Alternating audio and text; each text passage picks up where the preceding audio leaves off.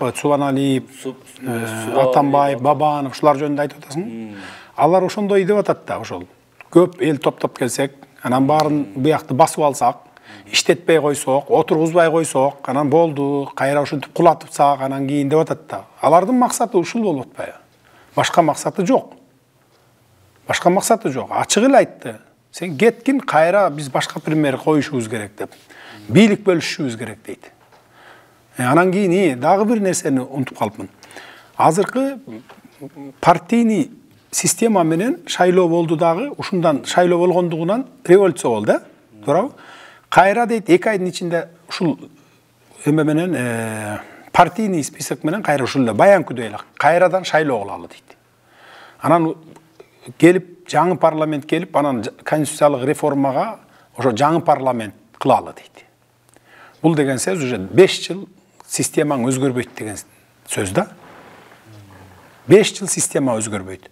Эгерде азыр ошондо кайра шайлоо кылсаң, декабрдын бир 10-дорунда шайлоо кылып каласың. Декабрдын 10-дорунда шайлоо болот да. Анан ал шайланып келип, коалиция түзүп иштеп баштаганча жаңы жыл болот. Анан ар жагы конституциялык реформаны, системаны өзгөртөм деп жазсаң, ар жагы 1 жыл, 2 жыл, 3 жыл ошентип кийинки шайлоо. То есть 25-жылга чейин кайра эле баягы партия деген система келет. Бүт ушул мамлекетти талкалап аткан партиялык система болуп атпайбы? Биз ушуну жок кылалы деп атабыз. Ушуну жок кылып, мына ушул жол менен кетели, могу жол менен.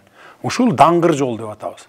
А булар жок, бир баягы тупиковый жол деле айтып атат да. Барып эле такалып эле стенаны сүзө берген жолду, экономика өспөй эле түшө берген, анан ар бири мамлекетти 3кө бөлүп алып, 3 коалиция, 3 фракция баягы коалиция түшсө, ошол мамлекетти 3кө бөлүп алып, бул менин кадрым коем, бияка сенин кадрың кой, бул меники деп эле ушинтип эле талаш тартышпай, 3 жака баягы одеял тартышып эле бири-бирине.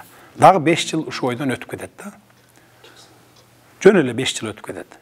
А мен тез аранын ичинде даңгыр жолго түшүп кете турган системаны сунуштап атам. Булар аны каалабай атат.